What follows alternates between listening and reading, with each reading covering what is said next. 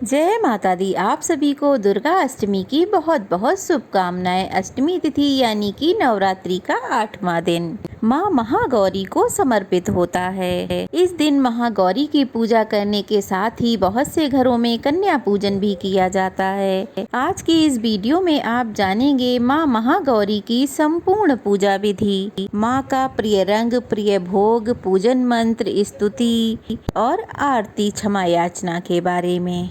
अगर आप कलश विसर्जन या कन्या पूजन की विधि जानना चाहते हो तो चैनल पे वीडियो अपलोडेड है, आप जाकर जरूर देख लीजिए।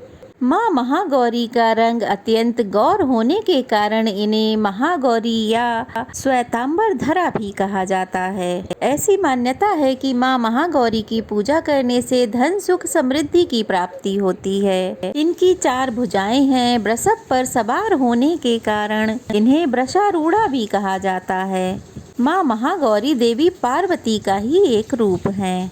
पार्वती जी ने भगवान शिव की कठिन तपस्या करने के बाद उन्हें पति के रूप में प्राप्त किया था। चतुर्भुजाधारी देवी के दाहिनी ओर की ऊपर की भुजा में भय मुद्रा और नीचे वाली में त्रिशूल है। बाईं ओर की ऊपर वाली भुजा में डमरू और नीचे वाली भुजा वर मुद्रा में है। माँ का स्वभाव अत्यंत शांत है और माँ के इस स्वरूप को अन्नपूर्णा, ऐश्वर्य प्रदायिनी और चैतन्यमयी भी कहा जाता है। इस दिन संकल्प लेकर की गई माँ महागौरी की पूजा से माँ प्रसन्न होकर सुंदरता, धन, सफलता का आशीर्वाद देती हैं। माँ की पूजा से घर में सदैव धन और सुख समृद्धि के भंडार भरे रहते हैं। आज के दिन माँ महागौरी को हलवा, खीर, पूरी और चने का भोग लगाना चाहिए। साथ ही नारियल का भी भोग लगाया जाता है। माँ का प्रिय रंग लाल और श्वेत है, इसलिए माँ की पूजा में लाल और सफेद रंग की वस्तुओं का ज्यादा से ज्यादा प्रयोग करना चाहिए। नवरात्रि के 8वें दिन सुबह जल्दी उठकर स्नान आदि से निवृत्त होकर घर में और मंदिर में गंगा जल छिड़क कर शुद्ध करें। उसके बाद व्रत रखने का संकल्प लें। बहुत से घरों में नवमी को कन्या पूजन होता है, तो ऐसे में जिन्होंने लगातार उपवास नहीं रखे हैं तो वे अष्टमी तिथि के दिन उपवास रखकर नवमी को कन्या पूजन करें। जिस प्रकार से भी आपको व्रत रखना हो उसी प्रकार से व्रत रखने का संकल्प लेना चाहिए। माँ महागौरी का ध्यान करना चाहिए धूप दीपक जलाकर। फिर महागौरी को आप लाल गुड़हल का फूल, अक्षत, सिंदूर, लाल चुनरी, लाल चूड़ियाँ, पान, सुपारी और नारियल अर्पित करें। जिन घरों में अष्टमी को कन्या पूजन किया जाता हो तो ऐसे में आपको माँ के भोग लगाने के लिए हलवा, पूरी, चना आदि चीजों का प्रसाद तैयार करके रखना चाहिए। फिर इस दिन हवन भी करना चाहिए। हवन आप चाहें तो पंडित जी को बुलाकर करवा सकते हैं, नहीं तो अग्यारी के रूप में आप स्वयं भी हवन कर सकते हैं। हवन में नव दुर्गाओं के नाम से आहुति देनी होती है और उन्हें पान, सुपारी, चना, बतासा आदि का भोग लगाया जाता है और बाद में उसे प्रसाद रूप में बांट दिया जाता है। तो चलिए अब जान लेते हैं माँ महागौरी के मंत्र और आरती के बारे में। माँ महागौरी का पूजा मंत्र है ओम देवी महागौरय नमः। स्तुति मंत्र, या देवी सर्वभूतेषु माँ महागौरी रूपेण संस्थिता नमस्तस्यै नमस्तस्यै नमस्तस्यै नमो नमः। माँ की आरती।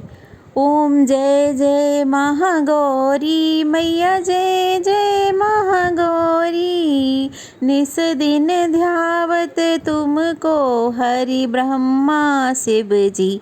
ओम जय जय महागौरी। डमरू त्रिशूल धारिणी, पापों का नाश करे।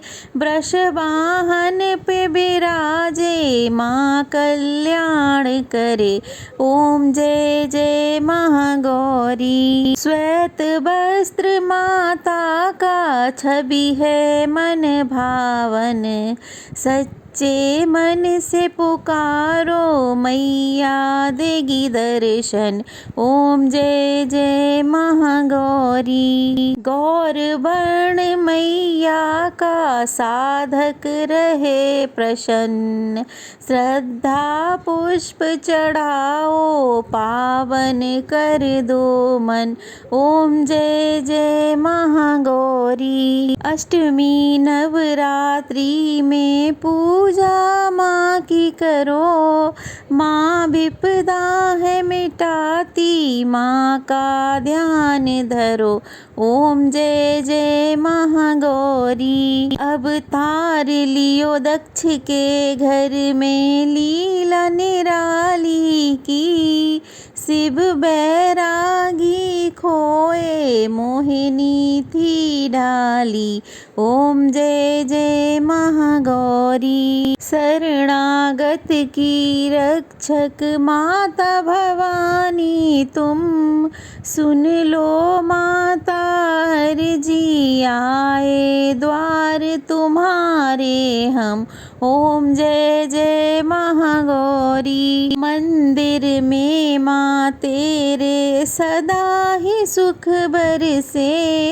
अन्न धन सब माँ पावे अपूर्ण नर न रहे। ओम जय जय महागौरी। माँ महागौरी की आरती जो जन नित गावे। भव सिंधु से तरे वो दुख सब मिट जावे। ओम जय जय महागौरी। ओम जय जय महागौरी।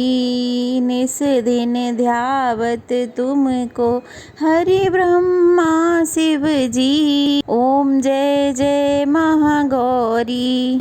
क्षमा याचना। हे परमेश्वरी, मेरे द्वारा रात और दिन सहस्त्रों अपराध होते रहते हैं। मेरे उन अपराधों को आप कृपा पूर्वक क्षमा करें। हे परमेश्वरी, मैं आवाहन करना नहीं जानती, विसर्जन करना नहीं जानती तथा पूजा करने का ढंग भी नहीं जानती। क्षमा करो हे देवी सुरेश्वरी। मैंने जो मंत्रहीन, क्रियाहीन और भक्तिहीन पूजन किया है वह सब आपकी कृपा से पूर्ण हो। सैकड़ों अपराध करके भी जो आपकी शरण में आए, जय जगदम्बे कहकर पुकारता है, उसे वह गति प्राप्त होती है जो इंद्र आदि देवताओं के लिए भी सुलभ नहीं है। हे जगदम्बिके, मैं अपराधी हूँ किंतु आपकी शरण में आई हूँ। इस समय दया की पात्र हूँ, आप जैसा चाहे करो। देवी परमेश्वरी, अज्ञान से, भूल से अथवा बुद्धि भ्रम होने के कारण मैंने जो कुछ भी कम या अधिक कर दिया हो वह सब क्षमा करो और प्रसन्न हो। हे सच्चिदानंद स्वरूपा, हे परमेश्वरी, जगन माता कामेश्वरी, आप प्रेम पूर्वक मेरी पूजा को स्वीकार करो और मुझ पर प्रसन्न रहो। हे देवी सुरेश्वरी, आप गोपनीय से गोपनीय वस्तुओं की रक्षा करने वाली हो। मेरी पूजा को ग्रहण करो और आपकी कृपा से मुझे सिद्धि की प्राप्ति हो। प्रेम से बोलो माँ महागौरी की जय।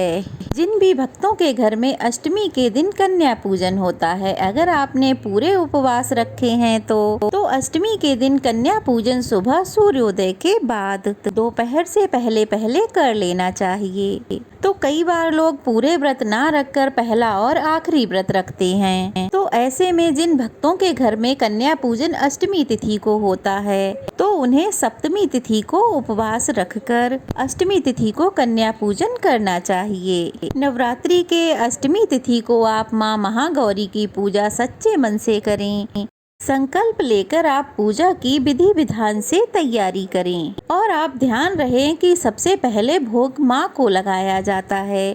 अगर आपके घर में हवन होता है तो अष्टमी तिथि के दिन सबसे पहले आप हवन करें, उसके बाद कन्या पूजन करें। भूल कर भी कभी चौकी हवन करने से पहले या कन्या पूजन करने से पहले नहीं हटानी चाहिए। आज की पूजा परिवारजनों को मिलकर करनी चाहिए। जिनके घर में अष्टमी तिथि तिथि का कन्या पूजन होता है तो उन्हें माता रानी से मनोकामना पूर्ति करने के लिए प्रार्थना तो करनी ही चाहिए। साथ ही अब तक की गई पूजा पाठ में और अब तक रखे गए उपवासों को स्वीकार करने की प्रार्थना भी माँ से जरूर करनी चाहिए। साथ ही आप माँ को जो भोग लगाएं उसको परिवारजनों में अवश्य बांटें। अगर आप कन्या पूजन करते हैं तो उसमें आपको विशेष सावधानी बरतनी चाहिए। ध्यान रहे कन्याओं की जो उम्र है वो 2 से 5 या 7 बरस के बीच की ही होनी चाहिए। अगर आपको 7, 9, 11 कन्याएं ना मिले तो आपको जितनी भी कन्याएं मिले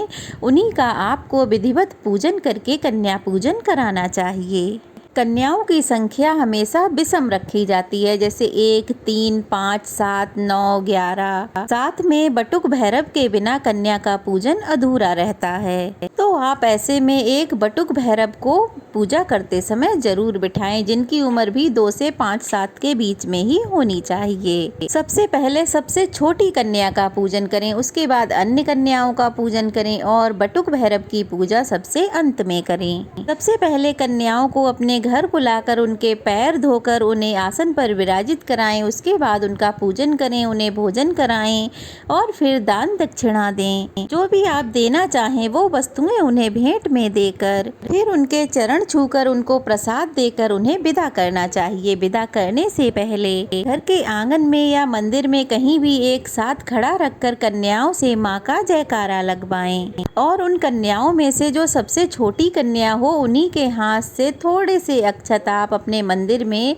माता रानी के चरणों में रखवाएं। साथ ही आप सभी कन्याओं पर अक्षत छिड़क कर उन्हें विदा करें। फिर माँ भगवती से प्रार्थना और क्षमा याचना दोनों करें, ताकि पूजा पाठ में कन्या पूजन में जो कुछ भी आपसे कम या अधिक हो गया हो तो उसके लिए माता रानी क्षमा कर सकें। जो व्रती हैं, जो अष्टमी तिथि के दिन कन्या पूजन के बाद व्रत का पारण कर लेते हैं, उन्हें सारी विधि समाप्त करने के बाद भोजन ग्रहण करना चाहिए। कुछ न कुछ दान अवश्य करें, गौ माता को भोजन अवश्य दें। गौ माता को ज्यादा तला भुना भोजन नहीं देना चाहिए। हो सके तो उन्हें फल या हरा चारा दें या फिर गुड़ और रोटी भी दे सकते हैं। आसपास के माँ भगवती के मंदिर में जाकर उनका आशीर्वाद प्राप्त करने के लिए एक घी का दीपक अवश्य जलाएं। उन्हें लाल चुनरी और श्रृंगार की सामग्री अर्पित करें। जो भक्त पूरे नवरात्रे में माँ को श्रृंगार अर्पित ना कर पाए हों वे अष्टमी या नवमी तिथि के दिन भी अर्पित कर सकते हैं। ये थी आज की वीडियो। कैसी लगी कमेंट बॉक्स में जरूर बताइएगा। अच्छी लगी हो वीडियो को लाइक कीजिए, शेयर कीजिए, ढेर सारा प्यार और आशीर्वाद दीजिए।